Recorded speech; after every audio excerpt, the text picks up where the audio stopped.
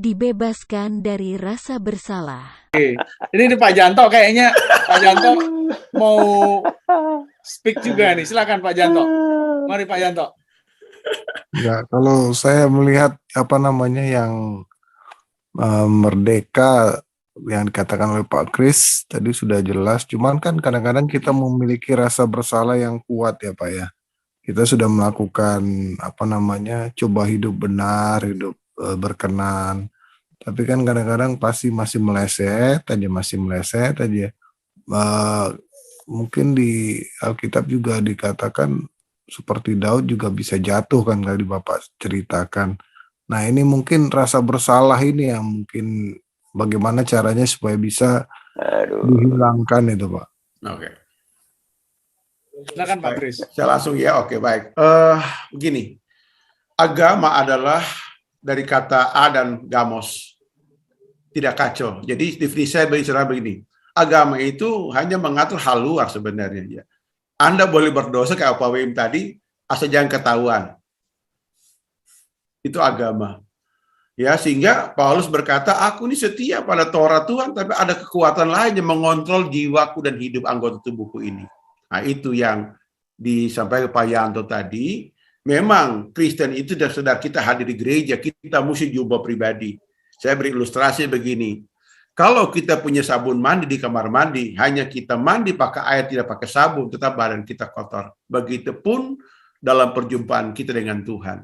Artis berkata begini, saya tidak percaya darah Yesus berkuasa menyucikan dosa umat manusia. Saya jelaskan seperti ini. Di rumahmu banyak sabun mandi, tapi engkau tidak menggunakan pribadi, badan tetap kotor. Yesus menyediakan keselamatan, penyucian dosa dengan cuma-cuma, gratis, bukan karena murah, karena kita nggak bisa menjangkau, kita datang ke Pak pribadi.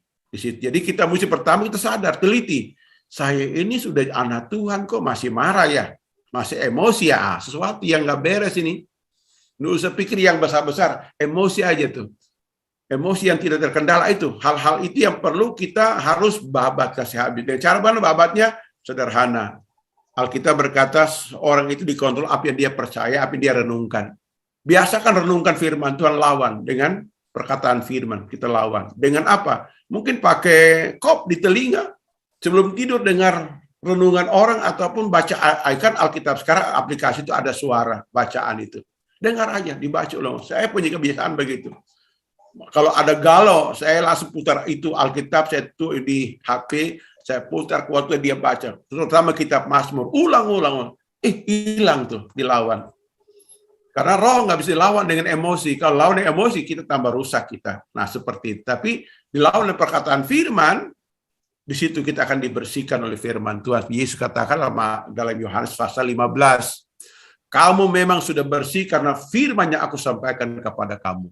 Jadi kita dibersihkan karena mendengar firman Kristus yang disampaikan oleh semua orang.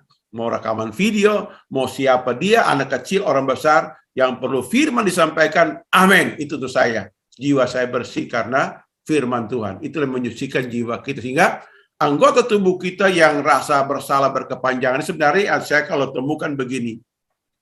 Dalam diri manusia ada 3 akar dosa yang dominan. 3 akar. Dan 3 ini akan muncul berbagai macam. Akar pertama, akar kepahitan. Ibrani 12 ayat 15. Akar kedua itu akar cinta uang.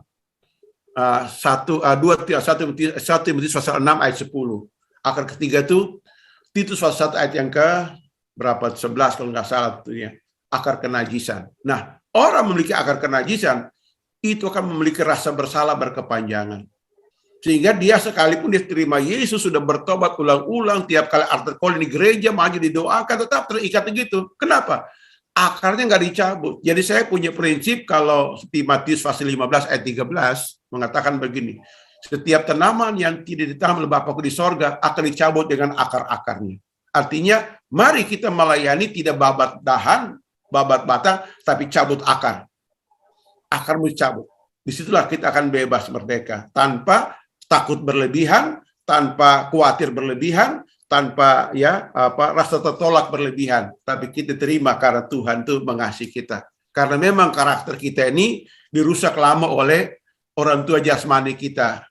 Mungkin dia mama, dia bapak, sehingga terbentuklah karakter asli kita dari dari ibu, dari rumah terbawah sampai kita jadi besar, lalu dilayani asal-asalan. Istilahnya yang penting ketemu persekutuan doa, ibadah setengah jam, makan 5 jam, kita mulai ngobrol yang tidak-tidak, yang bukan-bukan. Kan biasa budaya begitu kota besar kan, udah datang terlambat, pulang lebih awal. Ya ibadah nggak ini, dengar firman Tuhan ngantuk. Ya, jadi itulah keadaan yang kita alami di waktu-waktu pelayanan ini. Makanya gembala itu sampai pusing mikirnya, doa usir setan, kok nggak mampan-mampan ya, orang ini nggak berubah ya, sudah serahkan pada iblis gitu kira di jalan tengahnya. Tapi sebenarnya tidak juga, itulah membuatnya kita ini sebenarnya kurang disiplin di dalam kita mencari Tuhan, kurang lapar haus. Kalau Daud ini beda, dalam Mazmur 42 ayat 5, waktu aku galau, jiwaku gondang gulana, aku mendahului semua orang cari Tuhan. Kita enggak, kalau gondang gulana, tempat piknik, tempat maksiat, narkoba, itu yang salah di situ.